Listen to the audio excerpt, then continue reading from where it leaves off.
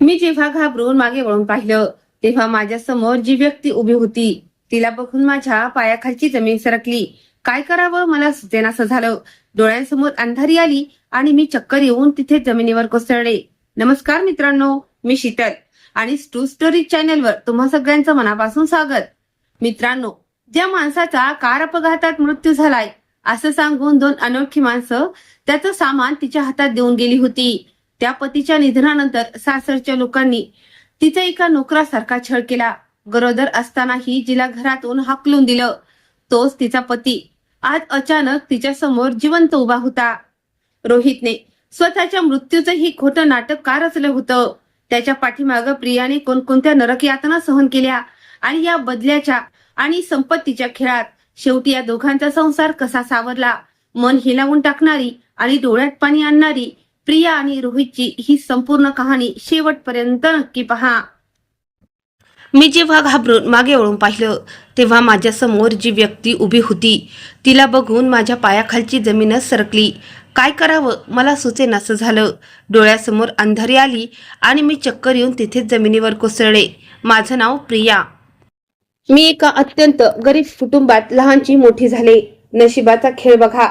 माझे आई वडील मी लहान असतानाच या जगातून निघून गेले होते. त्यामुळे माझं संपूर्ण जग म्हणजे माझी आजी होती. मी माझ्या आजीसोबतच एका छोट्याशा घरात राहायचे. आपल्या समाजात एक कटू सत्य आहे की गरिबांना ना कोणी इज्जत देतं ना त्यांना स्वतःच्या पायावर उभं राहण्याचा हक्क असतो. पावलोपावली गरिबीचा अपमान सहन करावा लागतो. पण अशा या कठीण परिस्थितीतही माझ्या आयुष्यात एक आशेचा किरण आला. मी एका मुलाच्या प्रेमात पडले होते. त्याच्यासोबत संपूर्ण आयुष्य जगण्याचं, एक छोटं आणि सुंदर घर वसवण्याचं स्वप्न मी पाहू लागले होते. तो मुलगा एका खूप चांगल्या आणि श्रीमंत घरातील होता. सुरुवातीला आम्ही दोघं एकमेकांना फक्त दुरून पाहायचो. हळूहळू आमची ही नजरानजर आवडीमध्ये बदलली. आमच्यात ओळख झाली आणि आम्ही एकमेकांचे फोन नंबर घेतले. आमच्यात फोनवर गप्पा सुरू झाल्या. मी पहिल्याच दिवशी त्याला माझ्या परिस्थितीबद्दल सगळं काही खरं खरं सांगून टाकलं. मी त्याला म्हटलं की माझे आई वडील या जगात नाहीत. मी माझ्या आजी सोबत राहते आणि आमच्या घरची आर्थिक परिस्थिती खूप हलाखीची आहे. माझं बोलणं ऐकून त्यानेही मला त्याच्याबद्दल सगळी माहिती दिली. त्याचं नाव रोहित होतं. तो त्याच्या घरात सगळ्यात लहान होता आणि त्याला 2 मोठ्या बहिणी होत्या. रोहित खूप समजूतदार होता. माझी गरिबी ऐकूनही त्याच्या मनात माझ्याबद्दलचं प्रेम कमी झालं नाही. आम्हा दोघांचे एकमेकावर जीवापाड प्रेम होतं. म्हणूनच आम्ही दोघांनी लग्न करण्याचा निर्णय घेतला. जेव्हा मी याबद्दल माझ्या आजीला सांगितलं तेव्हा आजीने आमच्या नात्याला कोणताही विरोध केला नाही. तिने हसून आमच्या लग्नाला होकार दिला. आजीचा होकार मिळाल्यामुळे रोहित खूप खुश झाला. त्याने दुसऱ्या दिवशी त्याच्या घरी या लग्नाबद्दल बोलण्याचं ठरवलं आणि आमच्या घरी लग्नाचा प्रस्ताव आणण्याचं नक्की केलं. पण म्हणतात ना, गरिबाच्या नशिबात सुखाचे दिवस जास्त काळ टिकत नाहीत. नेमकं त्याच दिवशी एक अघटित घडलं. माझ्या आजीची तब्येत अचानक बिघडली आणि ती मला या जगात कायमचं एकटं सोडून देवाघरी निघून गेली. आजीच्या जाण्याने माझ्यावर दुःखाचा डोंगर कोसळला. मला असं वाटत होतं की मी आता पूर्णपणे अनाथ झाले आहे. मी घरात जिथे कुठे पाहायचे तिथं मला सगळं काही सुनसान, रिकामं आणि भयान वाटू लागलं होतं. आता माझ्या जगण्याची शेवटची आणि एकमेव उमेद फक्त रोहित होता. पण दुःख इथेच संपलं नव्हतं. रोहितने जेव्हा त्याच्या घरी माझ्याबद्दल सांगितलं तेव्हा त्याच्या घरच्यांनी या लग्नाला साफ नकार दिला. रोहितच्या आई वडिलांचं आणि बहिणींचं म्हणणं होतं की ते रोहितचं लग्न एखाद्या श्रीमंत आणि मोठ्या घराण्यातच करतील जिथून त्यांना खूप सारा हुंडा मिळेल. ते थेट म्हणाले की अशा एका भिकारी आणि गरीब मुलीला आम्ही आमच्या घरची सून बनवू शकत नाही. एवढंच करून ते थांबले नाहीत तर त्यांनी रोहितसाठी दुसरी मुलगी पाहायलाही सुरुवात केली. पण रोहितचं माझ्यावर खरं प्रेम होतं. तो फक्त माझ्याशीच लग्न करणार या निर्णयावर ठाम होता. आजी वारल्याची बातमी समजताच तो धावत धावत माझ्याकडे आला. जेव्हा तो घरात आला तेव्हा त्याच्या चेहऱ्यावर एक प्रचंड हतबलता आणि हताशपणा दिसत होता. त्याला पाहून मला असं वाटलं की तो कदाचित घरच्यांच्या दबावाखाली येऊन मला नकार द्यायला आला आहे. काहीतरी सांगण्यासाठी त्याचे ओठ थरथरत होते. पण जेव्हा त्यांनी माझी ती अत्यंत दयनीय अवस्था पाहिली तेव्हा तो तिथेच थांबला. त्याला माहीत होतं की माझी आजी आता या जगात नाही आणि आता या संपूर्ण जगात माझं असं म्हणणारं कोणीच उरलेलं नाही. खरं तर तो घरच्यांच्या त्रासाला कंटाळून माझ्याशी लग्नास नकार देण्यासाठीच मनात विचार करून आला असावा. पण माझी ती अनाथ अवस्था पाहून त्याचं मन हेलावलं. त्याने आपला निर्णय बदलला. तो माझ्याजवळ आला, माझा हात हातात घेतला आणि म्हणाला की, प्रिया, मी तुझ्याशीच लग्न करणार. माझ्या आई वडिलांचा किंवा घरच्यांचा निर्णय काहीही असो, पण मी तुला सोडू शकत नाही. तू आत्ताच्या आत्ता माझ्यासोबत चल. तो मला त्याच्यासोबत घेऊन गेला. तिथे त्याने त्याच्या काही खास मित्रांना साक्षीदार बनवलं आणि आम्ही दोघांनी कोर्टात जाऊन कायदेशीररित्या कोर्ट मॅरेज केलं. आम्हा दोघांचं लग्न तर झालं होतं, पण माझ्या मनात एक अनामिक आणि विचित्र भीती दाटून आली होती की आता पुढे काय होणार. आता रोहितला त्याच्या घरच्यांना आमच्या या लग्नाबद्दल सांगायचं होतं. त्याच्या घरचे तर मनातल्या मनात असा विचार करत होते की रोहित माझ्यापासून कसाबिसा पिच्छा सोडून परत येईल आणि मग ते त्याचं लग्न एखाद्या श्रीमंत घराण्यात करून देतील. पण रोहितने माझ्याशी आधीच लग्न केलं आहे याची त्या बिचाऱ्यांना पुसटचीही कल्पना नव्हती. त्यानंतर रोहित मला सोबत घेऊन त्यांच्या घरी गेला. जेव्हा तिथे सासरच्या सगळ्या लोकांना समजलं की आम्ही दोघांनी कोर्टात लग्न केलं आहे, तेव्हा तर घरातील संपूर्ण वातावरण बदलून गेलं. रोहितचे वडील आणि त्याच्या दोन्ही बहिणी प्रचंड संतापल्या. त्या सगळ्यांनी रोहितला खूप खोटं नाटं ऐकवलं, त्याचा अपमान केला. ते सगळे ओरडून रोहितला म्हणाले की आम्ही या लग्नाला अजिबात मानत नाही. तू या मुलीला जिथून आणला आहेस ना तिथेच नेऊन सोडून दे, नाहीतर आमच्याशी गाठ आहे. अजिबात चांगलं होणार नाही. पण रोहितने त्या परिस्थितीतही माझा हात आणखीनच घट्ट पकडला. तो सगळ्यांसमोर खंबीरपणे उभा राहिला आणि म्हणाला की मी आता हिचा हात कधीच सोडणार नाही. ही माझी पत्नी आहे आणि जर ती या घरात राहणार नसेल तर मी सुद्धा या घरात एक क्षणही थांबणार नाही. रोहित मला त्या घरातून बाहेर घेऊन आला आणि त्याने त्याच्या घरच्यांशी असलेले सगळे संबंध संपवून टाकले. मी त्याला समजवण्याचा खूप प्रयत्न केला. मी त्याला म्हणाले की रोहित, असं करू नका. ते तुमचे आई वडील आहेत, तुमचं स्वतःचं कुटुंब आहे. माझ्यामुळे तुमच्या हसत्या खेळत्या कुटुंबाला सोडू नका. पण रोहित आपल्या निर्णयावर ठाम होता. तो म्हणाला की प्रिया, आता तू माझं कुटुंब आहेस आणि जे लोक तुझा आदर करू शकत नाहीस त्यांचा मी तरी कसा आदर करणार. मला आता त्या लोकांसोबत काहीही संबंध ठेवायचा नाही. रोहितच्या मुख्य घरापासून थोडं दूर त्याच्या वडिलांचे एक जुनं पडकं घर होतं. रोहित मला थेट तिथेच घेऊन गेला. त्या घराची अवस्था अत्यंत वाईट झाली होती, पण आमच्याकडे दुसरा कोणताही पर्याय नसल्यामुळे आम्ही दोघं तिथंच राहू लागलो. त्या घरात एकच खोली नीट उभी होती, जिथे एक जुनी खाट आणि थोडाफार तुटलेलं सामान पडलेलं होतं. रोहित त्या जुन्या मोडक्या खाटेवर आडवा झाला आणि मीही त्याच्या खांद्यावर डोकं ठेवून तिथेच पडून राहिले. आज आमच्या लग्नाची पहिली रात्र होती, पण मनात कसलाही आनंद नव्हता. माझ्या डोळ्यातून सतत अश्रू वाहत होते आणि मनात सारखी हीच भीती सतावत होती की आता पुढे काय होणार. माझी ही अवस्था पाहून रोहितने मला जवळ घेतलं, माझे अश्रू पुसले आणि म्हणाला, प्रिया, घाबरू नकोस, मी तुझ्यासोबत आहे. त्या कठीण प्रसंगात तुम्हाला आधार देत होता आणि माझ्यासाठी त्याचा हा शब्दच खूप मोठा होता. त्याच्या कुशीत मला एक वेगळा दिलासा मिळत होता. खोलीत अगदी भयान शांतता पसरली होती. फक्त एका तुटलेल्या खिडकीतून आत येणाऱ्या वाऱ्याचा आवाज येत होता. मी त्याच्याकडे पाहत हळूच म्हणाले, रोहित, कदाचित मी तुमच्या आयुष्यासाठी योग्य मुलगी नाही. जेव्हापासून मी तुमच्या आयुष्यात आले आहे तेव्हापासून तुमच्यासोबत काही चांगलं घडत नाहीये. माझ्यामुळे आज तुम्ही तुमच्या स्वतःच्या कुटुंबापासूनही दूर झालात. माझे हे बोलणे ऐकताच त्याने लगेच माझा हात हातात घेतला आणि म्हणाला, प्रिया, हा विचार पुन्हा कधीही मनात आणू नकोस. तू माझं प्रेम आहेस, माझं आयुष्य आहेस. तू माझ्या पाठीशी उभी आहेस. माझ्यासाठी हे सगळ्यात महत्त्वाचं आहे. मी रडत रडतच त्याला म्हणाले, पण मी तर तुम्हाला काहीच देऊ शकत नाही. त्यावर तो लगेच म्हणाला, मला तुझ्याकडून दुसरं काहीच नकोय. मला फक्त तुझी साथ हवी आहे.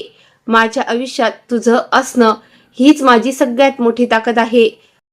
रोहितचे हे प्रेमळ शब्द ऐकून माझ्या मनावरचा ताण थोडा कमी झाला, पण डोळ्यातील पाणी मात्र थांबत नव्हते. अशाच अवस्थेत हळूहळू रात्र संपली आणि सकाळ झाली. सकाळ होताच रोहित माझ्यासाठी बाहेरून नाश्ता आणायला गेला. त्याच्याकडे जास्त पैसे नव्हते, तरीही तो आमच्या दोघांसाठी नाश्ता घेऊन आला. आम्ही दोघांनी एकत्र बसून नाश्ता केला. नाश्ता करून झाल्यावर तो मला म्हणाला, प्रिया, आता आपल्याला दोघांचा खर्च भागवण्यासाठी मला काहीतरी काम शोधावं लागेल. मी बाहेर जाऊन कामाचा शोध घेतो आणि थोड्या वेळात परत येतो. मी त्याला हो म्हणाले आणि लवकर परत येण्यास सांगितलं. तो गेल्यानंतर माझ्या मनात पुन्हा एक हुरहुर सुरू झाली. जो मुलगा कालपर्यंत आपल्या घरचा अत्यंत लाडका होता, ज्याला कधीच कोणत्याही गोष्टीची कमी नव्हती, तो आज माझ्यामुळे दारोदार भटकत होता आणि पडेल ते काम करायलाही तयार झाला होता. हा विचार करून माझ्या डोळ्यात पुन्हा पाणी आलं. पण मी स्वतःला सावरलं. मी खोलीत आजूबाजूला पाहिलं तर सगळीकडे अतोनात घाण आणि कचरा पसरला होता. सामान अस्ताव्यस्त पडले होते. मी तिथेच बाजूला पडलेली एक झाडू उचलली आणि साफसफाई करायला सुरुवात केली. मी सगळा कचरा आणि सामान एका बाजूला गोळा केलं. ती जुनी खाट व्यवस्थित लावली.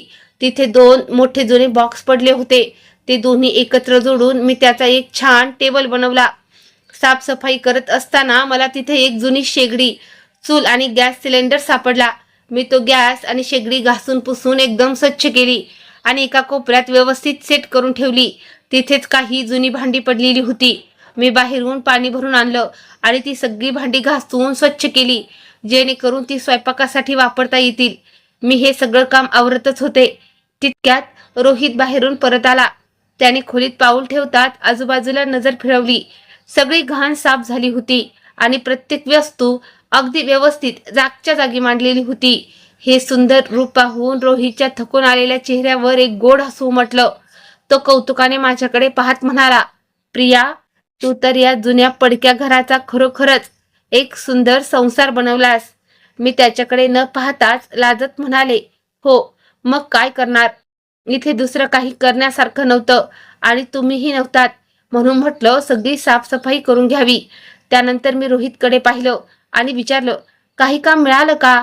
माझा हा प्रश्न ऐकताच त्याने आपली मान खाली झुकवली आणि अगदी निराश स्वरात म्हणाला, नाही प्रिया, आज काही काम नाही मिळालं. तो खचू नये म्हणून मी लगेच त्याला धीर देत म्हणाले, काही हरकत नाही, तुम्ही इतके काळजी करू नका. आज नाही तर उद्या नक्कीच काहीतरी चांगलं काम मिळेल. त्याने होकारार्थी मान हलवली. मग रोहित म्हणाला, प्रिया, तो गॅस सिलेंडर मला दे, मी बाहेरून त्यात गॅस भरून घेऊन येतो. असं म्हणून तो सिलेंडर घेऊन निघून गेला. थोड्या वेळाने तो गॅस भरून परत आला. त्याला पाहताच माझ्या मनातल्या भावना दाटून आल्या. मी त्याला म्हणाले, रोहित, हे सगळं कसं चालेल? आपलं आयुष्य तर आत्ता कुठे सुरू झालंय आणि आपल्याकडे साधी हक्काची भांडीकुंडी किंवा सामानही नाही. माझ्या जुन्या घरात थोडंफार सामान होतं, पण तिथलं भाडं न दिल्यामुळे घरमालकाने ते सगळं सामान स्वतःकडेच ठेवून घेतलं. हे बोलताना माझा आवाज जड झाला होता आणि डोळ्यातून टपटप अश्रू वाहत होते. माझी ती अवस्था पाहून रोहित माझ्या जवळ आला. त्याने अगदी नाजूक फुलाला हाताळावं तसं आपले दोन्ही हात माझ्या चेहऱ्यावर ठेवले आणि आपल्या बोटांनी माझे अश्रू पुसत म्हणाला, प्रिया, सामानाचं काय घेऊन बसलीस? तूच माझं घर आहेस, तूच माझं कुटुंब आहेस आणि तूच माझं सर्वस्व आहेस. तू अजिबात टेन्शन घेऊ नकोस, मी सगळं काही ठीक करेन. असं म्हणून त्याने मला अगदी जवळ घेतलं आणि घट्ट मिठी मारली. त्याच्या छातीशी डोकं टेकवल्यावर एका क्षणात माझी सगळी चिंता, सगळी भीती कुठल्या कुठे पळून गेली. काही वेळ आम्ही दोघं तसेच उभे होतो. मग त्याने माझ्याकडे पाहिले आणि म्हणाला, सोड आता त्या गोष्टी. अगं, ज्याच्याकडे काहीच नसतं ना, ते सुद्धा आपलं आयुष्य जगतातच. आपल्याकडे तर आपण दोघं एकमेकांसोबत आहोत. मी काही ना काही नक्कीच करेन, सगळं नीट होईल. बघता बघता दुपार झाली होती. रोहित बाहेरूनच आम्हा दोघांसाठी दुपारचं जेवण घेऊन आला होता. आम्ही दोघांनी एकत्र बसून जेवण केलं. जेवण झाल्यावर तो म्हणाला, मी माझा लॅपटॉप आणि फोन काढून घेतो, मला कामाचा शोध घ्यायचा आहे. त्यानंतर हळूहळू दिवस पुढे सरकू लागले. रोहित त्याच्या आईचा प्रचंड लाडका होता. घरात सगळ्यात लहान असल्यामुळे त्याची आई त्याच्यावर जीवापाड प्रेम करायची. त्यामुळे अधूनमधून रोहितला त्याच्या आईचा फोन यायचा. फोनवर ती नेहमी म्हणायची, बेटा, घर सोडून असा कुठं राहतोस, घरी परत ये. पण आपल्या बहिणींच्या आणि वडिलांच्या स्वभावामुळे रोहितने घरी परत जाण्यास साफ नकार दिला होता. घर सोडलेलं असलं तरी तो आपल्या आईशी फोनवर मात्र नियमित बोलायचा. पण दिवसेंदिवस आमची परिस्थिती आणखीनच कठीण होत चालली होती. आता अशी वेळ आली होती की रोहितकडचे सगळे पैसे संपले होते. पुढे काय करायचं? घर कसं चालवायचं हे आम्हा दोघांनाही समजेनासं झालं होतं. अशा कठीण प्रसंगात अचानक माझं लक्ष माझ्या कानातल्या सोन्याच्या कुड्याकडे गेलं, ज्या मला माझ्या आजीने आठवण म्हणून दिल्या होत्या. मी मनाचा हिया केला, त्या कुड्या कानातून काढल्या आणि रोहितच्या हातावर ठेवत म्हणाले, रोहित, हे घे आणि बाजारात नेऊन विकून टाक. यातून जे पैसे मिळतील त्यात आपले काही दिवस आरामात निघून जातील. पण रोहितने त्या कुड्या घेण्यास साफ नकार दिला. तो ताडकन म्हणाला, नाही प्रिया, मी तुझी कोणतीही वस्तू विकू देणार नाही. मी काय वाटेल ते करेन, पण तुला हे सगळं करण्याची अजिबात गरज नाही. आमचा हा वाद सुरूच होता की तितक्यात अचानक घराचा दरवाजा उघडला. आम्ही समोर पाहिलं तर काय, रोहितची आई दारात उभी होती. आईला पाहताच रोहित धावत गेला आणि तिच्या गळ्यात पडून रडू लागला. त्यानंतर आई माझ्या जवळ आली आणि तिने अत्यंत मायेनं माझ्या डोक्यावरून हात फिरवला. त्यांनी पदराला बांधलेले काही पैसे काढले, ते रोहितच्या हातात दिले आणि म्हणाल्या, बेटा, तू अजिबात काळजी करू नकोस, तुझी आई अजून जिवंत आहे. रोहितने स्वाभिमानाने ते पैसे घेण्यास नकार दिला. तेव्हा आई म्हणाली, बेटा, तू हे काय बोलतोयस? आमचं जे काही आहे ते तुझंच तर आहे ना. तू अजिबात काळजी करू नकोस. मी तुझ्या वडिलांशी याविषयी नीट बोलेन. सगळं काही पहिल्यासारखं ठीक होईल. मी तुला लवकरच मानाने घरी परत बोलावून घेईन. असं म्हणून त्या आमच्या जवळ बसल्या. त्यांनी आमच्याशी खूप गप्पा मारल्या आणि थोड्या वेळानंतर त्या तिथून निघून गेल्या. यानंतर रोहितची आई कधी कधी चोरून आम्हाला भेटायला आणि आमची चौकशी करायला आमच्या या जुन्या घरी येऊ लागली. असेच काही दिवस गेले. एक दिवस रोहितने मला सांगितलं की त्याला एका अत्यंत महत्त्वाच्या कामासाठी काही दिवसांसाठी शहराबाहेर जावं लागणार आहे. तो म्हणाला, प्रिया, काही दिवसातच माझं ते काम पूर्ण होईल आणि मी लगेच परत येईन. तो मला तब्बल 15 दिवसांसाठी एकटं सोडून चालला होता. त्यामुळे माझं मन प्रचंड घाबरलं होतं. मी एकटी या पडक्या घरात कशी राहणार हाच विचार माझ्या मनात येत होता. पण त्याने माझी समजूत काढली आणि म्हणाला, प्रिया, घाबरण्याची काहीच गरज नाही. मी लवकरात लवकर काम संपवून परत येईन. त्यानंतर आपलं सगळं आयुष्य सुखाचं होईल. तो मला एवढं बोलून निघून गेला आणि मी डोळ्यात प्राण आणून त्याच्या परत येण्याची वाट पाहू लागले. जाताना रोहित माझ्याकडे घर खर्चासाठी काही पैसे देऊन गेला होता, ज्यातून माझा रोजचा खर्च भागत होता. हळूहळू एक एक दिवस सरकू लागला. मी रोहितला फोन करण्याचा खूप प्रयत्न केला, पण त्याचा फोन लागत नव्हता आणि त्याच्याबद्दल काहीच माहिती मिळत नव्हती. मला समजेनासं झालं होतं की असं कोणतं काम आहे ज्यामध्ये तो इतका व्यस्त झालाय की त्याला माझी एकदाही आठवण आली नाही. मी रोज घराच्या उंबरठ्यावर बसून रस्त्याकडे डोळे लावून त्याचा रस्ता पाहायचे. आज येईल, उद्या येईल या आशेवर मी दिवस काढत होते, पण तसं काहीच झालं नाही. तो 15 दिवस सांगून गेला होता, पण आज पूर्ण 25 दिवस उलटून गेले होते, तरीही रोहितचा काहीच पत्ता नव्हता. माझं मन एखाद्या अघटिताच्या भीतीने थरथरत होतं. अशातच एक दिवस अचानक घराच्या दरवाजावर थाप पडली. दरवाजाचा आवाज ऐकताच मी धावतच तिकडे गेले. मला वाटलं माझा रोहित परत आला. मी अत्यंत आनंदाने आणि उत्साहाने दरवाजा उघडला, पण समोर रोहित नव्हता. तिथे 2 अनोळखी माणसं उभी होती आणि त्यांच्या हातात एक मोठी सुटकेस होती. मी त्यांच्याकडे पाहत विचारलं, कोण आहात तुम्ही? त्यावर त्या दोघांपैकी एक जण म्हणाला, तुम्ही रोहितच्या पत्नी आहात का? मी म्हटलं, हो, मीच त्यांची पत्नी आहे. काय झालं सांगा, ते कुठे आहेत? माझं हे बोलणं ऐकून त्यांनी मान खाली घातली आणि अतिशय गंभीर आवाजात म्हणाले, रोहित आता या जगात नाही राहिला. एका भीषण कार अपघातात त्यांचा मृत्यू झाला आहे. अपघात इतका भयंकर होता की त्यांची अवस्था पाहण्यासारखी नव्हती. त्यामुळे आम्ही त्यांचा मृतदेह इथे आणू शकलो नाही. हे त्यांचे काही सामान आहे जे तुम्हाला देण्यासाठी आम्ही इथं आलो आहोत. हे शब्द माझ्या कानावर पडले आणि जणू माझ्या डोक्यावर आभाळच कोसळलं. माझ्या पायाखालची जमीन सरकली. माझ्या शरीरातील त्राणच निघून गेला. काय झालं हे समजण्याच्या आतच मी हंबरडा फोडून रडत रडत तिथेच जमिनीवर कोसळले. ती दोन्ही माणसं ते सामान ठेवून निघून गेली. रोहित माझ्या जगण्याचा शेवटचा आधार होता, माझी एकमेव उमेद होता आणि आता तोच मला सोडून या जगातून निघून गेला होता. आता मी या जगात कोणाच्या आधाराने जगणार? मी एकटी कशी राहणार? हेच विचार माझ्या डोक्यात चक्रावून टाकत होते. माझं हस्तखेळतं जग एका क्षणात उद्ध्वस्त झालं होतं. मी पूर्णपणे बर्बाद झाले होते. जेव्हा ही बातमी रोहितच्या वडिलांना आणि त्यांच्या दोन्ही बहिणींना समजली तेव्हा ते सगळे माझ्याकडे आले. रोहितच्या आईला आपल्या पोटच्या गोळ्याच्या जाण्याने प्रचंड दुःख झालं होतं. तिने माझ्याजवळ येऊन मला मायेने जवळ घेतलं आणि सांत्वन केलं. पण रोहितच्या दोन्ही बहिणी आणि त्यांच्या नवऱ्यांना मी अजिबात सहन होत नव्हते. त्यांच्या नजरेत माझ्याबद्दल फक्त राग आणि द्वेष होता. उलट त्या मलाच दोष देऊ लागल्या की माझ्या पायगुणामुळेच त्याच्या भावाचा जीव गेला. या अथांग दुःखात मला धीर देणारं, सांभाळणारं किंवा आसरा देणारं कोणी शिल्लक नव्हतं. अशा परिस्थितीत रोहितच्या बहिणींनी माझ्यासमोर एक प्रस्ताव ठेवला. त्या म्हणाल्या, जर तुला जगायचं असेल तर तू आमच्या घरी येऊन घरकाम करू शकतेस. त्यांचं ते बोलणं ऐकून मला वाटलं की निदान या बदल्यात माझ्या डोक्यावर हक्काचं छत तरी राहील आणि 2 वेळचं अन्न तरी मिळेल. अनाथ आणि असहाय्य असल्यामुळे माझ्याकडे दुसरा कोणताही मार्ग नव्हता. म्हणून मी रडत रडतच त्यांच्या त्या अटीला होकार दिला. रोहितच्या जाण्याने माझं संपूर्ण आयुष्यच बदलून गेलं होतं. ज्या घरात पूर्वी मी हसायचे, खेळायचे, तिथे आता फक्त आणि फक्त भयान शांतता उरली होती. माझ्याकडे जाण्यासाठी दुसरी कोणतीही जागा नसल्यामुळे मी आता रोहितच्या बहिणीच्या घरी जाऊन त्यांच्यासोबत राहू लागले होते. मी या जगात पूर्णपणे एकटी पडले होते. माझे आई वडील आधीच मला सोडून गेले होते आणि रोहित माझं सर्वस्व होता. तो गेल्यावर जणू माझं जगच संपलं होतं.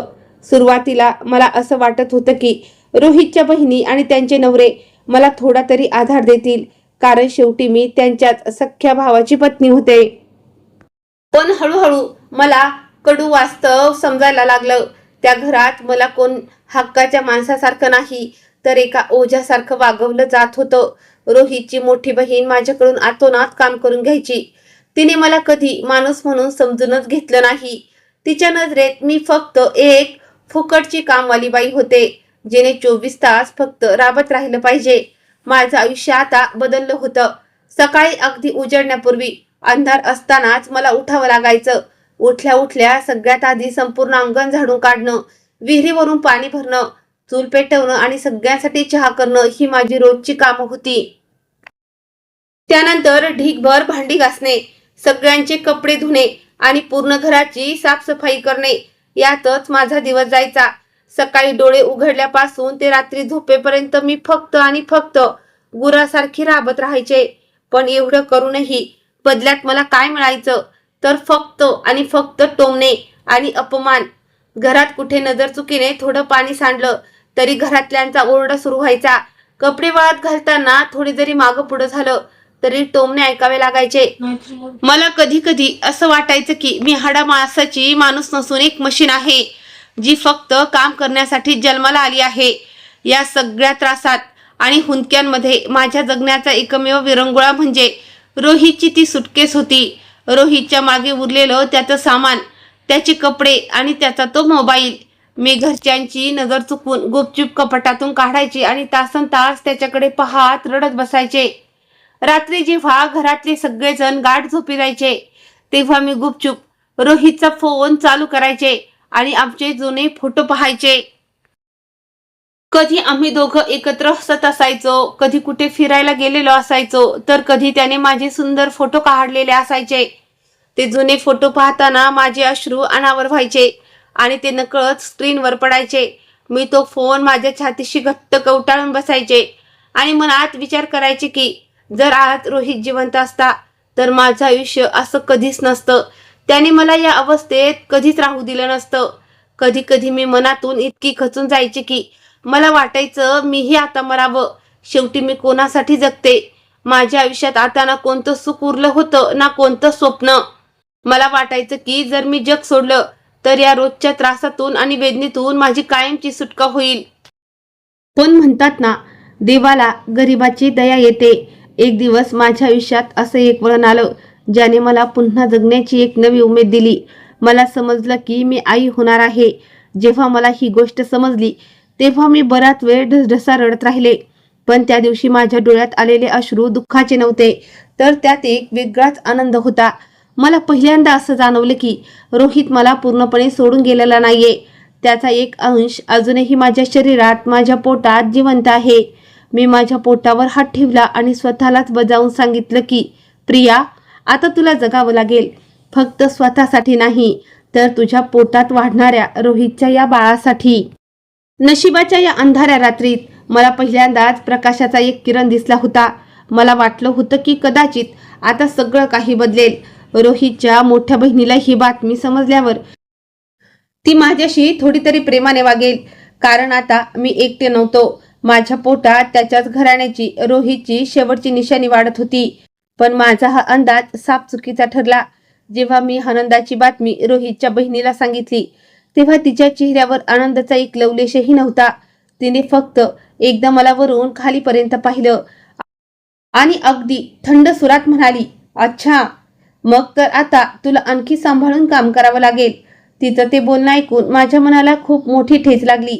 मला वाटलं होतं की या परिस्थितीत ती निदान 2 प्रेमाचे शब्द तरी बोलेल, पण तिला या गोष्टीचा काहीच फरक पडला नव्हता. उलट त्या दिवसापासून तिने माझ्यावर कामाचा बोजा आणखीनच वाढवला. आधीच मी संपूर्ण घराचं काम करत होते, पण आता कामाचा डोंगर आणखी मोठा झाला होता. सकाळपासून ते रात्रीपर्यंत मी एका क्षणाचीही विश्रांती न घेता काम करत राहायचे. ढीगभर भांडे घासून झाडू पोचा करणे, कपड्याचे डोंगर धुणे आणि संपूर्ण घराची आवराआवर करणे, हे सगळं माझ्या एकटीच्या जीवावर होतं. काम करता करता कधी कधी माझं शरीर पूर्णपणे थकून जायचं. कंबर ठणकायला लागायची आणि डोळ्यांसमोर अंधारी येऊन चक्कर यायचे. पण तरीही मला अजिबात विश्रांती दिली जात नव्हती. मी थकून थोडी जरी वेळ कुठे बसले तरी रोहितची मोठी बहीण लगेच ओरडायची, आत्ताच काय बसलीयस, काम कोण करणार? तुला तर फक्त बसून राहण्यासाठी बहाणे पाहिजेत. मला मनात एकच भीती असायची की जर मी जास्त बोलले तर हे लोक मला घरातून हाकलून देतील. म्हणूनच मी सगळं अपमान मुकाट्याने सहन करायचे. कधी कधी तर ती रागाच्या भरात माझ्यावर हातही उचलायची, कधी धक्का द्यायची, तर कधी माझा हात धरून मला झटकून द्यायची. मी वेदनेनं ढसढसा रडायचे, पण माझी चौकशी करणारं किंवा माझं ऐकून घेणारं या जगात कोणीच नव्हतं. मी फक्त आणि फक्त माझ्या पोटातल्या बाळासाठी हा सगळा छळ सहन करत होते. मला सारखं वाटायचं की जर मी हे घर सोडलं तर मी कुठे जाणार? या अथांग जगात माझं असं कोण आहे? मी माझ्या बाळाला जन्म कसा देणार आणि त्याला कसं पाळणार? हाच विचार करून मी दररोज स्वतःच्या मनाला समजवायचे आणि गप्प बसायचे. असाच एक दिवस उजाडला. मी नेहमीप्रमाणे स्वयंपाकघरात खाली बसून जेवत होते. घरातल्या सगळ्यांचे जेवण बाहेर झाले होते. रोजच्या सारखंच मला सगळ्यात शेवटी उरलं सुरलेलं जेवण मिळालं होतं. सासरच्या लोकांच्या भीतीने मी अगदी घाबरत घाईघाईनं जेवत होते. तितक्यात रोहितची मेहुणे तिथे आले आणि म्हणाले, प्रिया, तू नेहमी इथे आतमध्ये एकटीच का जेवत बसतेस? कधीतरी बाहेर येऊन आमच्यासोबत बसून जेवत जा की. त्यांचे ते शब्द ऐकून मला प्रचंड आश्चर्य वाटलं, कारण लग्नानंतर पहिल्यांदाच त्या घरातल्या कोणत्या तरी व्यक्तीने माझ्याशी इतक्या साध्या आणि चांगल्या भाषेत संवाद साधला होता. मी हळूच हो म्हणाले आणि आपली जेवणाची ताटली घेऊन बाहेर आले. बाहेर सगळेजण बसले होते. मी अगदी भीत कोणाला त्रास होणार नाही अशा एका कोपऱ्यात जाऊन खाली बसले. मी तिथं बसलेलं पाहताच रोहितच्या त्या मोठ्या बहिणीनं आधी माझ्याकडे रागानं पाहिलं आणि मग आपल्या पतीकडे बघून ती तिखट स्वरात म्हणाली, हिची लायकी हिला दाखवून ठेवत जा, नाहीतर ही जास्त डोक्यावर मिऱ्या वाटायला लागेल. तिचे ते विषारी शब्द ऐकले आणि मला असं वाटलं की भर बाजारात कोणीतरी माझ्या कानशिलात लगावली आहे. अत्यंत अपमानाने माझे हात तिथेच थिजून गेले. हातात धरलेली जेवणाची थाळी आणि माझी बोटं थरथरायला लागली.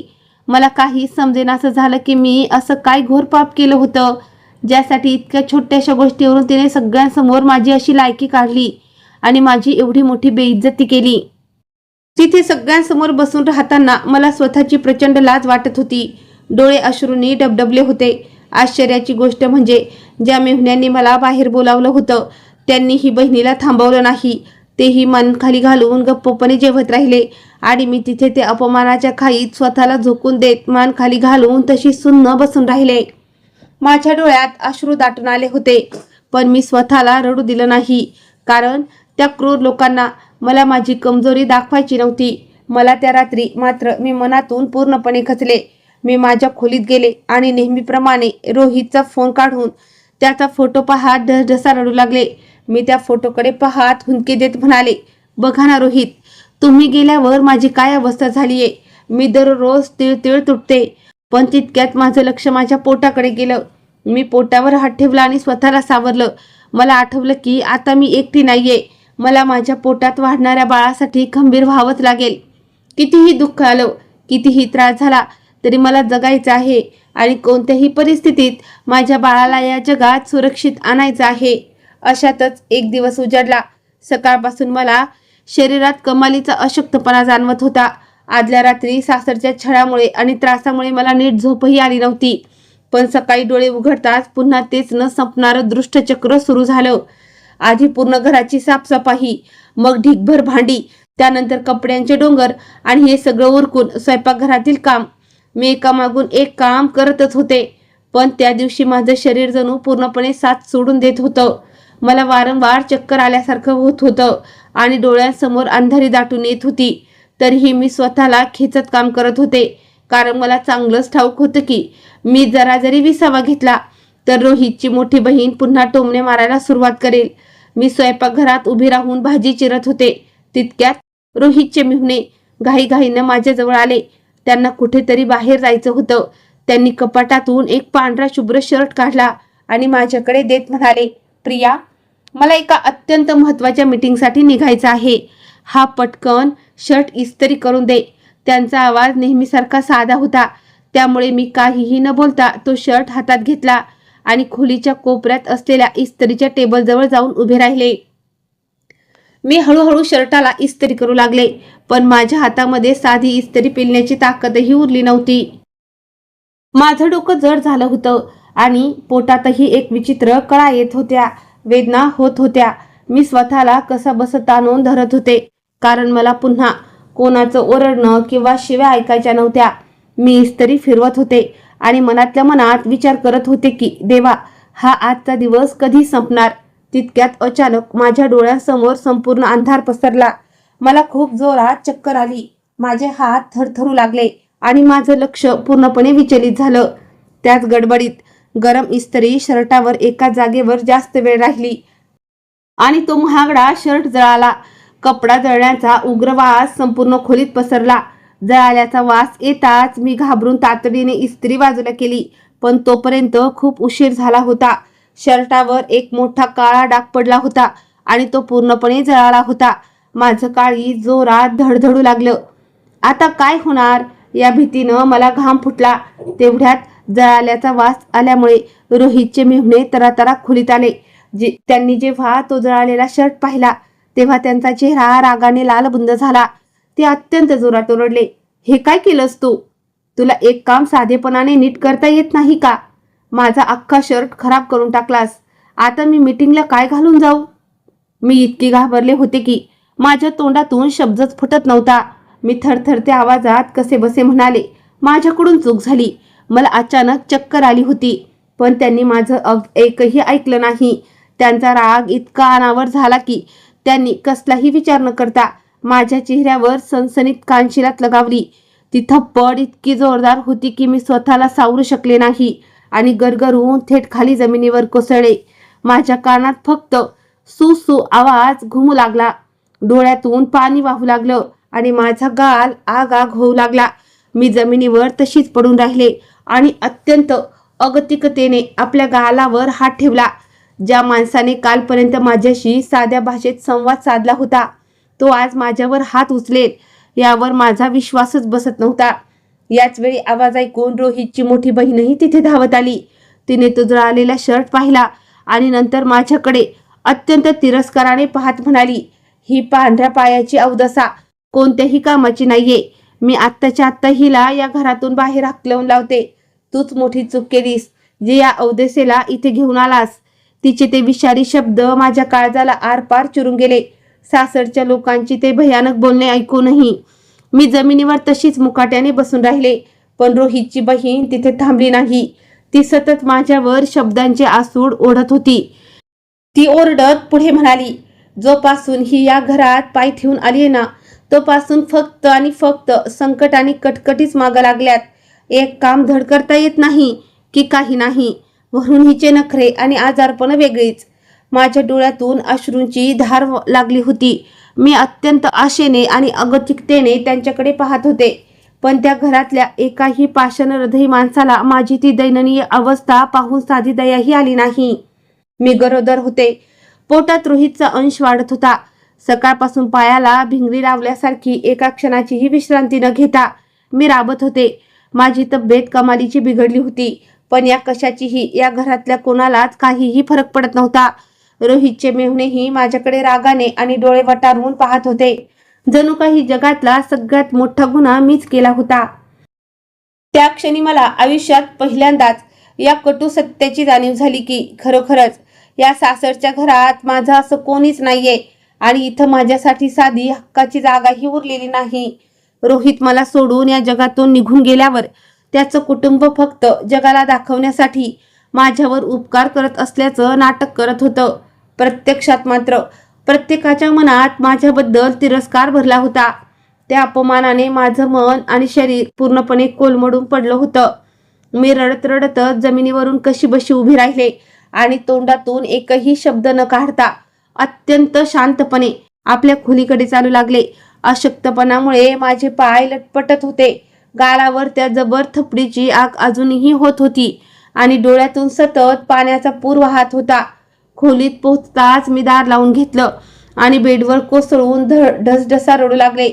मला असं वाटत होतं की आता माझ्या शरीरात आणि मनात सहन करण्याची साधी ताकदही उरली नाही. मी डोळे पुसत त्या छोट्याशा खोलीत आजूबाजूला नजर फिरवली. त्या खोलीत काय होतं माझं? फक्त माझे काही जुने कपडे, रोहितची ती सुटकेस आणि त्याचा तो मोबाईल, हीच माझी संपूर्ण दुनिया होती. मी तिथे जमिनीवर खाली बसले आणि थरथरत्या हाताने रोहितची ती सुटकेस उघडली. मी त्याचे कपडे बाहेर काढले आणि ते आपल्या छातीशी अगदी घट्ट कवटाळून धरले. त्याच्या कपड्यांना लावलेल्या सेंटचा सुवास अजूनही तसाच येत होता. मी हुंदके देऊन रडू लागले आणि मनात फक्त एकच विचार येत होता, रोहित, जर आज तुम्ही या जगात जिवंत असताना तर माझ्या नशिबात हा वनवास कधीच आला नसता. तुम्ही मला या अवस्थेत पाहिला एक क्षणही जिवंत राहू दिलं नसतं. मला तुमची खूप आठवण येते. रोहित, मला तुमच्याकडे घेऊन जा. तो मला कधीच या अवस्थेत पाहू शकला नसता. त्याने नेहमी मला जीवापाड जपलं होतं, खूप प्रेम दिलं होतं आणि समाजात मान सन्मान मिळवून दिला होता. पण आज तो गेल्यानंतर मला मात्र इथे दररोज अपमानाचे कडू घोट गिळावे लागत होते. प्रत्येक क्षणाला माझा स्वाभिमान पायदळी तुडवला जात होता. मी खूप वेळ तशीच रोहितच्या आठवणीत अश्रू गाळत बसून राहिले, पण रडून रडून डोळे सुजले. तेव्हा अचानक माझ्या मनात एक वीज चमकून गेली. माझ्या अंतरात्म्याने मला गदगदा हलवून जागं केलं. मी स्वतःला ठामपणे म्हणाले, बस, आता खूप झालं. ज्या घरात दररोज माझ्या अब्रूची लक्तरे तोडली जातात, जिथे माझ्या पोटात वाढणाऱ्या रोहितच्या बाळाचा आणि माझा साधा माणूस म्हणूनही आदर केला जात नाही, त्या नरकात मी आता एक क्षणही राहणार नाही.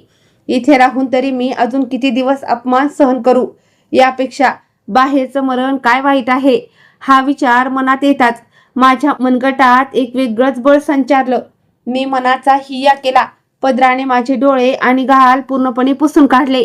माझ्या चेहऱ्यावरचा हतबलपणा आता एका खंबीर निर्णयामध्ये बदलला होता. मी डोळे पुसले आणि हळूहळू माझं सामान आवरू लागले. माझे काही कपडे मी एका पिशवीत भरले. रोहितचा मोबाईल अत्यंत जपून ठेवला आणि त्याची ती सुटकेस उचलली. त्यावेळी माझे पाय थरथरत होते, पण माझं मन मात्र सुन्न झालं होतं. मी ठरवलं होतं की काहीही झालं तरी आता या घरात राहायचं नाही. मी ती सुटकेस घेऊन खोली बाहेर पडले. तेव्हा रोहितची मोठी बहीण नेहमीप्रमाणे टोमणा मारत म्हणाली, चालती झालीस ते चांगलंच झालं. आमचीही कटकट मिटली. मी तिच्याकडे पाहिलंही नाही, कारण माझ्या शरीरात उत्तर देण्याची ताकदच उरली नव्हती. रोहितचे मेवणेही तिथे गप्प उभे होते. त्यांनी मला थांबवण्याचा साधा प्रयत्नही केला नाही. हे पाहून माझं मन आतून पार तुटलं. मी जड पावलांनी घराबाहेर पडले. बाहेर कडक ऊन होतं. रस्त्याने माणसं ये जा करत होती, पण मला काही सुचत नव्हतं. माझ्या डोळ्यातून अश्रू वाहत होते आणि मी फक्त चालत होते. माझ्याकडे ना हक्काचं घर होतं, ना पैसा, ना कोणाचा आसरा. पण अचानक मी माझ्या पोटावर हात ठेवला आणि स्वतःला बजावलं, प्रिया, तुला खचून चालणार नाही. पोटात रोहितची शेवटची निशाणी वाढते. तिच्यासाठी तुला हा प्रत्येक त्रास सहन करावाच लागेल. मी ती सुटकेस घेऊन रस्त्याने चालत होते, पण मला स्वतःला ठाऊक नव्हतं की कुठे जाते. ऊन इतकं तीव्र होतं की श्वास घेणं कठीण झालं होतं. सकाळपासून पोटात अन्नाचा कण नव्हता. त्यात सतत रडल्यामुळे प्रचंड अशक्तपणा आला होता. काही अंतर चालले असेल तोच मला जोरात चक्कर आली. हातातील सुटकेस निसटली आणि मी रस्त्याच्या कडेला खाली बसले. या अथांग जगात माझं कोणीच नव्हतं. मी पोटावर हात ठेवून रडू लागले. मला माझ्या बाळाची भीती वाटत होती. जर मला काही झालं तर या बाळाचं काय होईल. मी खूप वेळ तिथंच बसून राहिले. मग डोळे पुसून मी ती सुटकेस स्वतःकडे ओढली. ती सुटकेस उघडून मी अशीच पाहत होते. तोच कप्प्यात ठेवलेल्या एका छोट्या कागदावर माझी नजर पडली. त्यावर एका जागेचा पत्ता लिहिलेला होता आणि सोबत एक किल्लीही ठेवलेली होती. मी काही क्षण त्या कागदाकडे पाहत राहिले. मला समजेनासं झालं की हा पत्ता आणि ही किल्ली नक्की कशाची आहे. कदाचित रोहितनेच हे सुटकेसमध्ये ठेवलं असावं, पण मला कधी सांगितलं नव्हतं. माझ्या मनात अनेक प्रश्न निर्माण झाले. जर त्याची अशी एखादी जागा होती तर तो मला तिथे का घेऊन गेला नाही. पण यावेळी माझ्या मनातून एक आवाज आला की मी एकदा तिथे जाऊन पाहिलं पाहिजे. माझ्याकडे दुसरा कोणताही मार्ग नव्हता, म्हणून मी धाडस करून त्या पत्त्यावर जायला निघाले. काही वेळाने मी त्या पत्त्यावर पोचले. समोर एक छोटं पण अत्यंत सुंदर घर होतं. भिंतींना छान हलका रंग दिलेला होता आणि दरवाजाला एक मोठं कुलूप होतं. मी थरथरत्या हाताने ती किल्ली कुलपात लावून फिरवली आणि कुलूप उघडलं. धास्तवलेल्या मनाने मी हळूच दरवाजा उघडला आणि आत पाऊल ठेवलं. आतलं दृश्य पाहून मी थक्क झाले. घर इतकं स्वच्छ होतं की ते कित्येक दिवसापासून बंद आहे असं वाटतच नव्हतं. समोरच्या हॉलमध्ये एक छान सोफा, टीव्ही, कोपऱ्यात एक टेबल आणि खिडक्यांना स्वच्छ पडदे लावलेले होते. घरात एक छान सुवास दरवळत होता. मी अचंबित होऊन घर पाहत पुढे गेले. आत 2 खोल्या होत्या आणि त्याही अगदी व्यवस्थित सजवलेल्या होत्या. मला काहीच समजेनासं झालं की हे सगळं काय आहे. मी अजून त्या घरात फिरून पाहतच होते. तितक्यात आतल्या खोलीतून एक मध्यमवर्गीय महिला बाहेर आली. तिला अचानक समोर पाहून मी प्रचंड घाबरले, पण मला पाहून तिच्या चेहऱ्यावर कोणताही धक्का नव्हता. उलट तिने माझ्याकडे पाहून एक गोड हसू आणलं आणि अतिशय मायेने म्हणाली, प्रिया, आलीस तू? मी तुझीच वाट पाहत होते. तिचं ते बोलणं ऐकून मी आणखीनच थक्क झाले. मी लगेच तिला विचारलं, तुम्ही कोण आहात आणि मला कसं ओळखता? ती अगदी शांत आणि मऊ आवाजात म्हणाली, हो, माझं नाव सुप्रिया आहे. मीच आजपर्यंत या घराची देखभाल करत होते, पण आजपासून हे घर तुमचं आहे आणि आता तुम्ही तिथे राहणार आहात. तिचं बोलणं ऐकून मी फक्त तिच्याकडे पाहत राहिले. मला काही सुचेनासं झालं. मी घाबरून विचारलं, माझं घर? पण कसं? त्यावर ती प्रेमाने हसली आणि म्हणाली, तुम्ही रोहितजींच्या पत्नी आहात ना? मी होकारार्थी मान हलवली. ती पुढे म्हणाली, रोहितजींनी खूप आधीच मला सांगितलं होतं की जर कधी ते तुमच्या सोबत नसतील तर हे घर तुमचं असेल. त्यांनी मला फक्त या घराची काळजी घेण्यासाठी ठेवलं होतं, जेणेकरून तुम्ही जेव्हा कधी इथे याल तेव्हा तुम्हाला कोणताही त्रास होणार नाही.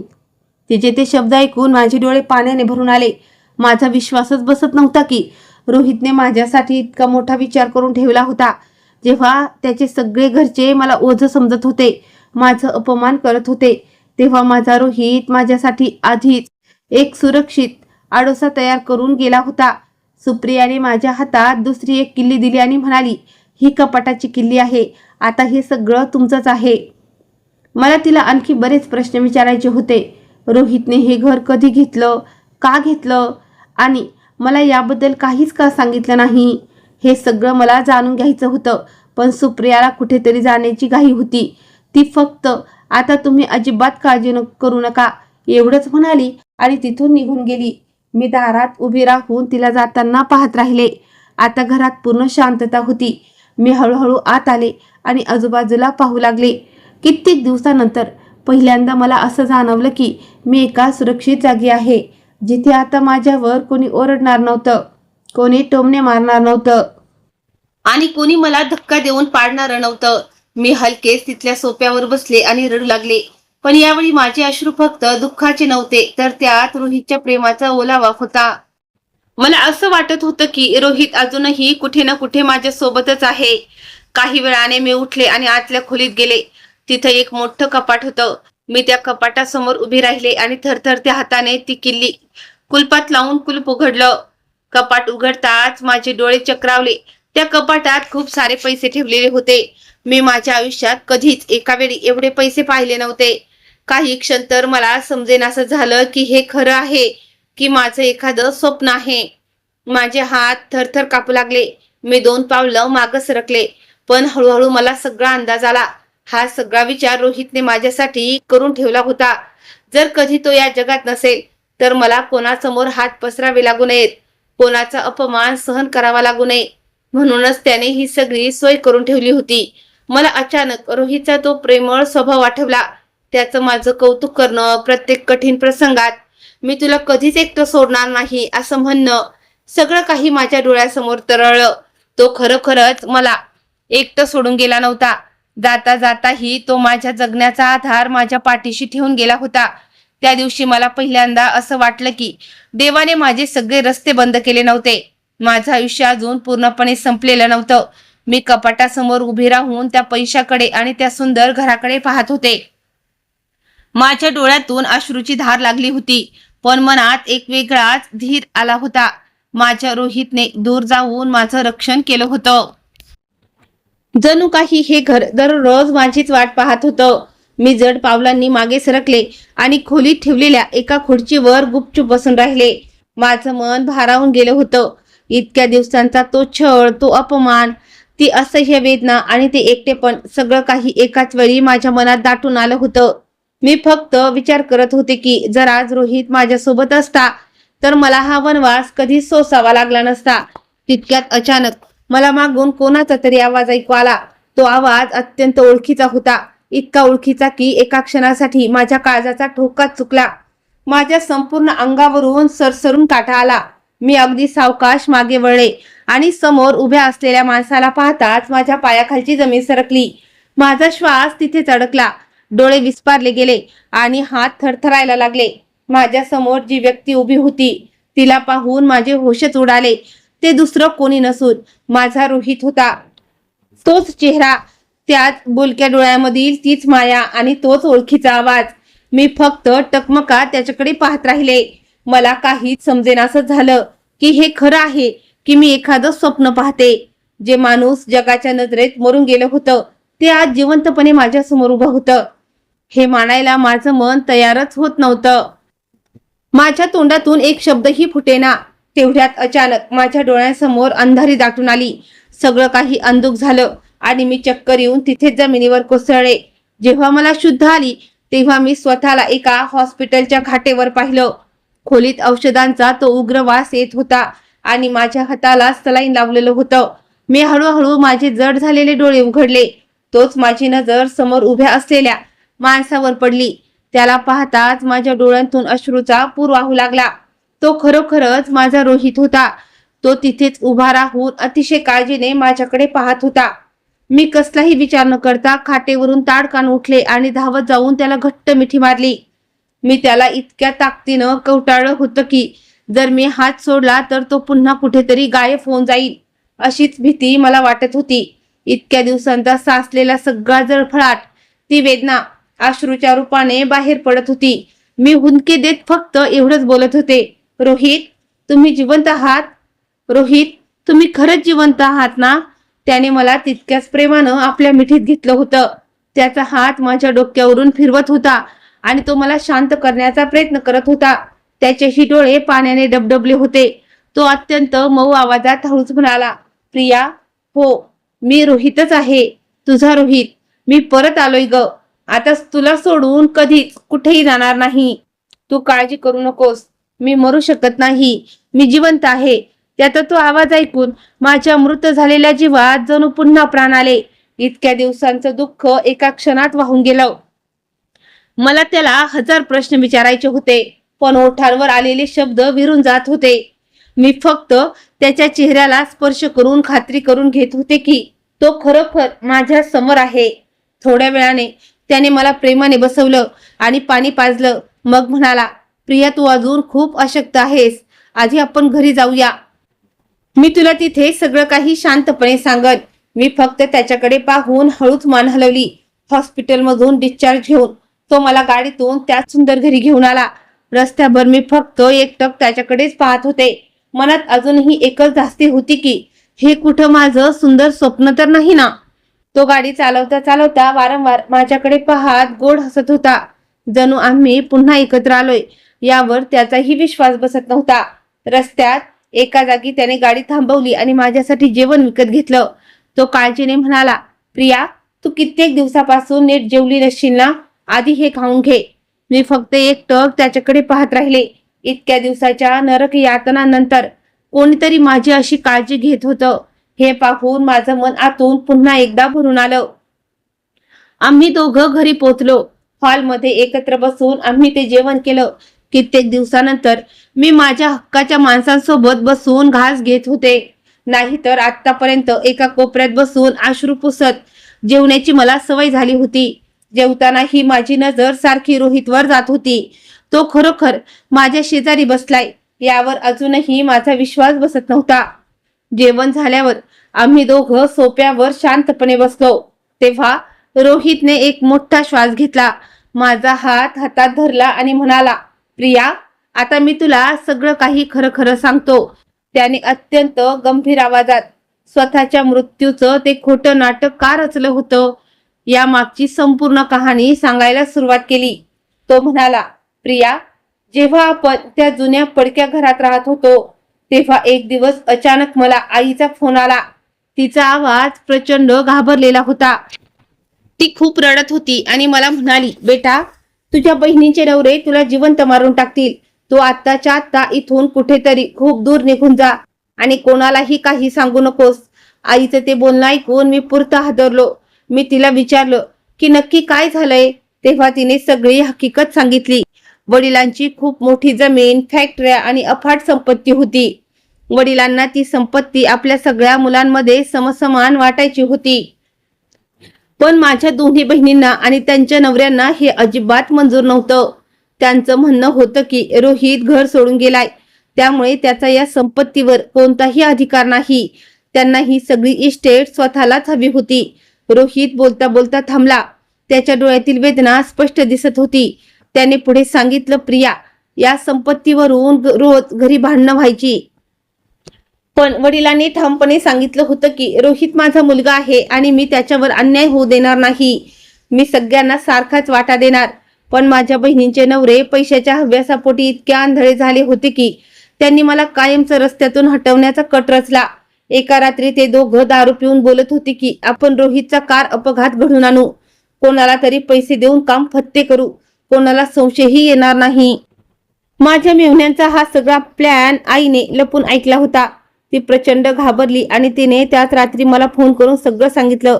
त्यानंतर आई वडिलांनी कायदेशीररित्या सगळी जमीन आणि फॅक्टऱ्या गुपचूप माझ्या नावावर केल्या.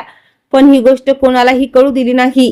त्यांनी मला या घराची किल्ली दिली आणि म्हणाले, काही दिवसांसाठी तू या जगातून गायब हो, नाहीतर ते तुला खरोखर मारून टाकतील. मला काही सुचत नव्हतं प्रिया. शेवटी नाईलाजाने मी स्वतःच्या मृत्यूचं खोटं नाटक रचलं, जेणेकरून ते शांत होतील आणि संपत्तीच्या मोहापायी माझ्या जीवावर उठणार नाहीत. रोहितची ही धक्कादायक कहाणी ऐकून मी सुन्न झाले. माझ्या मनात राग, दुःख आणि एक सुटकेचा श्वास, सगळ्या भावना एकत्र दाटून आल्या. माझा रोहित जिवंत होता. मी रडत रडत त्याला विचारलं, पण रोहित, तुम्ही मला तरी का नाही सांगितलं? तुम्हाला ठाऊक आहे तुमच्याशिवाय मी काय काय सहन केलंय. मी रोज तिळतिळ मरत होते. माझे हे शब्द ऐकून रोहितच्याही डोळ्यात पाणी आलं. त्याने माझा हात घट्ट धरला आणि म्हणाला, प्रिया, मला माफ कर ग. जर मी तुला हे सत्य सांगितलं असतं तर तुझ्या चेहऱ्यावरचं दुःख लपलं नसतं. माझ्या बहिणींना आणि त्यांच्या नवऱ्यांना जराही संशय आला असता तर त्यांनी तुला आणि आपल्या पोटात वाढणाऱ्या बाळालाही नुकसान पोहोचवलं असतं. तुझा जीव धोक्यात येऊ नये म्हणूनच मला हे कठोर पाऊल उचलावं लागलं. मी फक्त तुला आणि आपल्या बाळाला वाचवू इच्छित होतो प्रिया, म्हणूनच मी स्वतःला तुझ्यापासून दूर ठेवलं. रोहितचे हे शब्द ऐकून माझं मन एकाच वेळी सुन्नही झालं होतं आणि भरूनही आलं होतं. त्याने मला इतके दिवस प्रचंड दुःख दिलं होतं खरं, पण ते आमच्या दोघांच्या सुरक्षिततेसाठीच होतं. त्या रात्री कित्येक दिवसानंतर मी पहिल्यांदाच सुखाची आणि शांततेची झोप घेतली, कारण माझा गमावलेला रोहित मला परत मिळाला होता. पण दुसऱ्या दिवशी सकाळी जेव्हा मी रोहितच्या समोर बसले तेव्हा माझ्या डोळ्यातून अश्रू थांबत नव्हते. इतक्या दिवसांचा साचलेला सगळा जळफळाट आता बाहेर पडत होता. रोहित वारंवार माझा हात धरून मला शांत करण्याचा प्रयत्न करत होता, पण मी स्वतःला रोखू शकले नाही. मी रडत रडतच त्याला सगळी हकीकत सांगितली. तो गेल्यावर त्याच्या बहिणीने आणि मेहुण्याने मला कसं त्याच्या घरी नेलं, सुरुवातीला आधार देण्याचं कसं नाटक केलं आणि हळूहळू मला एका नोकरापेक्षाही वाईट कसं वागवलं, हे सगळं मी त्याला बोलून दाखवलं.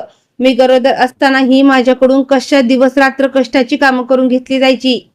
त्याची बहीण प्रत्येक गोष्टीवर मला कसे टोमणे मारायची आणि त्यांनी मला कधी माणूस म्हणून जगूच दिलं नाही, हे सांगताना माझे हुंदके थांबत नव्हते.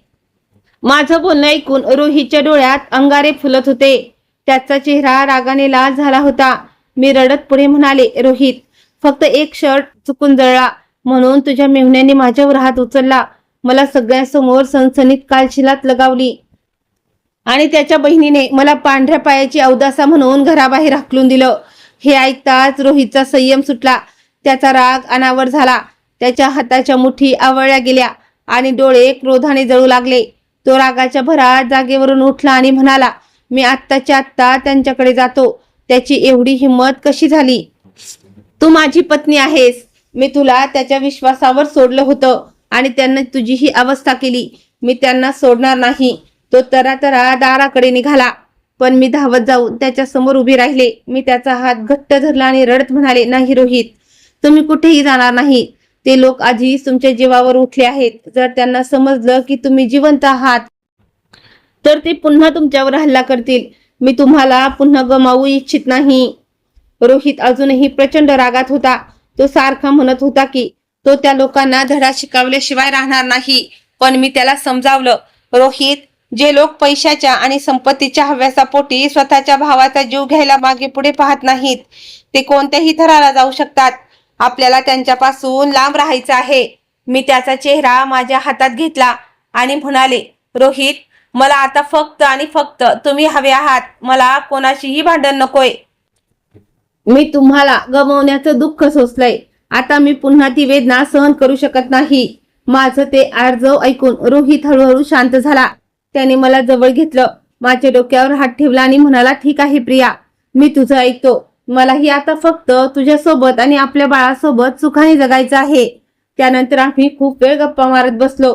आम्ही आमच्या येणाऱ्या बाळाबद्दल आणि एका नव्या आयुष्याबद्दल स्वप्न पाहू लागलो. रोहितने मला पुन्हा धीर दिला की आता काळजी करण्याची काहीच गरज नाही, कारण त्याच्या आई वडिलांनी सगळी संपत्ती आणि फॅक्टऱ्या आधीच कायदेशीररित्या त्याच्या नावावर केल्या होत्या, ज्यामुळे आता आम्हाला पैशाची कधीच कमतरता भासणार नव्हती. आमचे सोन्याचे दिवस आता परत आले होते. त्याच्याकडे आधीच भरपूर पैसे होते. तो माझा हात हातात घेऊन म्हणाला, प्रिया, आता आपल्याला कोणासमोरही हात पसरण्याची गरज नाही. आपण अगदी नव्या दमाने आपल्या आयुष्याची सुरुवात करू शकतो. मी त्याच्याकडे पाहिलं आणि म्हणाले, रोहित, आपण या साऱ्यापासून खूप दूर निघून जाऊया. अशा ठिकाणी जिथे आपल्याला कोणीच ओळखत नसेल, जिथे आपली कोणी कटकट करणार नाही आणि आपला कोणत्याही भीतीशिवाय जगू शकू. रोहित काही क्षण शांत राहिला, मग म्हणाला, तुझी तयारी असेल तर आपण थेट अमेरिकेला जाऊया. तिथे माझ्या एका मित्राची कंपनी आहे. त्याने मला आधीच बोलावून ठेवलं होतं. आता तिथं जाणंच आपल्यासाठी सगळ्यात उत्तम ठरेल. त्याचं बोलणं ऐकून मी काही वेळ विचार केला आणि मग हळूच म्हणाले, तुम्ही जर माझ्यासोबत असाल तर मी जगात कुठेही यायला तयार आहे. मला फक्त शांतता हवी आहे. या भीतीपासून दूर एक सुंदर आयुष्य हवंय. रोहितने गोड हसून माझ्या गालाला स्पर्श केला आणि म्हणाला, प्रिया, आता मी तुला कधीच आणि कोणताही त्रास होऊ देणार नाही. त्यानंतर आम्ही दोघांनी लगेचच प्रवासाची तयारी सुरू केली. रोहितने आधीच काही महत्वाची कागदपत्र आणि पैसे सुरक्षित ठेवले असल्यामुळे आम्हाला जास्त अडचण आली नाही. आम्ही कोणालाही न सांगता अगदी गुपचूप देशाबाहेर पडण्याचा निर्णय घेतला, कारण सासरच्या लोकांना आमचा सुगावा लागलेला आम्हाला नको होता. काही दिवसातच आम्ही भारताचा निरोप घेतला आणि अमेरिकेला जाणाऱ्या विमानात बसलो. जेव्हा मी पहिल्यांदा विमानाचा प्रवास करत होते तेव्हा माझ्या मनात भूतकाळातील वेदनाही होत्या आणि भविष्याची एक नवी आशाही. मी खिडकी बाहेर पाहत विचार करत होते की या आयुष्याने मला खूप रडवलं, पण कदाचित आता माझ्या वाट्याला सुख येणार आहे. संपूर्ण प्रवासात रोहितने माझा हात घट्ट धरून ठेवला होता. जणू तो मला विश्वास देत होता की आता सगळं काही ठीक होईल. अमेरिकेत पोहोचल्यावर सुरुवातीला मला सगळं खूप अनोळखी वाटलं. नवीन जागा, नवीन माणसं आणि वेगळी भाषा. पण रोहित प्रत्येक पावलावर सावलीसारखा माझ्या सोबत होता. त्याने मला कधीच एकटेपणा जाणवू दिला नाही. आम्ही तिथे एक छोटं पण अतिशय देखणं घर भाड्याने घेतलं. ते घर सासरच्या त्या हवेलीपेक्षा लहान असेल, पण त्यात सुख आणि शांतता होती. तिथे मला टोमणे मारणारं किंवा खाली दाखवणारं कोणीच नव्हतं. सकाळी आम्ही एकत्र चहा प्यायचो, मिळून स्वयंपाक करायचो आणि संध्याकाळी बाहेर फिरायला जायचो. तर कधी पोटात वाढणाऱ्या बाळासाठी लहान लहान कपडे आणि खेळणी खरेदी करायचो. हळूहळू माझं आयुष्य बदलू लागलं आणि मी पुन्हा हसायला शिकले. रोहित आधीपेक्षाही जास्त माझी काळजी घ्यायचा. तो मला सतत विश्रांती घ्यायला सांगायचा, वेळेवर औषध द्यायचा आणि रोज रात्री माझ्या पोटावर हात ठेवून आमच्या बाळाशी गप्पा मारायचा. त्याला पाहताना मला वाटायचं की देवाने माझ्या वाट्याचं सगळं दुःख संपून मला हे सुखाचं साम्राज्य दिलं आहे. काही महिन्यांनी मी एक गोड आणि सुंदर कन्येला जन्म दिला. जेव्हा रोहितने पहिल्यांदा आमच्या लहानग्या परीला आपल्या कुशीत घेतलं, तेव्हा त्याच्या डोळ्यातून आनंदाश्रू वाहू लागले. त्याने माझ्याकडे पाहत कृतज्ञतेनं म्हटलं, प्रिया, आज आपलं आयुष्य खऱ्या अर्थाने पूर्ण झालं. आम्ही दोघांनी मिळून आमच्या मुलीचं नाव खुशी असं ठेवलं. त्या दिवशी मला पहिल्यांदा जाणीव झाली की आयुष्यात आलेली दुःखाची काळी रात्र कधीच कायमस्वरूपी नसते.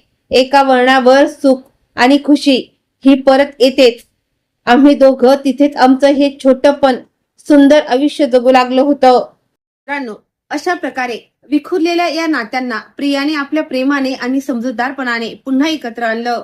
ज्या घरात कधी काळी फक्त भीती आणि टोमणे होते, आज तिथे फक्त आणि फक्त प्रेम उरलं होतं. मित्रांनो, आजच्या या कहाणीतून आपल्याला हे शिकायला मिळतं की आयुष्यात संकटाची रात्र कितीही मोठी आणि भयान असली तरी धैर्याची साथ सोडली नाही तर सुखाची सकाळ नक्कीच होते. जे लोक पैशाच्या आणि संपत्तीच्या हव्यासापोटी नाती पायदळी तोडवतात त्यांना शेवटी एकाकीपणच मिळतं. पण जे संकटातही एकमेकांचा हात घट्ट धरून ठेवतात, नियती त्यांच्या पदरात हक्काचं सुख आणि मान सन्मान नक्कीच टाकते. तर मित्रांनो, प्रिया आणि रोहितच्या प्रेमाची आणि संघर्षाची ही ट्रू स्टोरी तुम्हाला कशी वाटली? सासरच्या लोकांनी प्रियासोबत जे केलं ते योग्य होतं का? आणि रोहितने घेतलेला निर्णय तुम्हाला आवडला का? तुमच्या भावना मला खाली कमेंट करून नक्की सांगा. कथा मनाला भिडली असेल तर व्हिडिओला एक लाईक नक्की करा आणि तुमच्या मित्र परिवारासोबत शेअर करायला विसरू नका. अशाच नवनवीन भावूक आणि सत्य परिस्थितीवर आधारित कथा पाहण्यासाठी आपल्या ट्रू स्टोरी चॅनलला आत्ताच सबस्क्राईब करा आणि बेल आयकॉनवर क्लिक करा. मी शीतल तुमची रजा घेते. पुन्हा भेटूया अशाच एका नवीन आणि मनाला स्पर्श करणाऱ्या कथेसोबत. तोपर्यंत काळजी घ्या. धन्यवाद.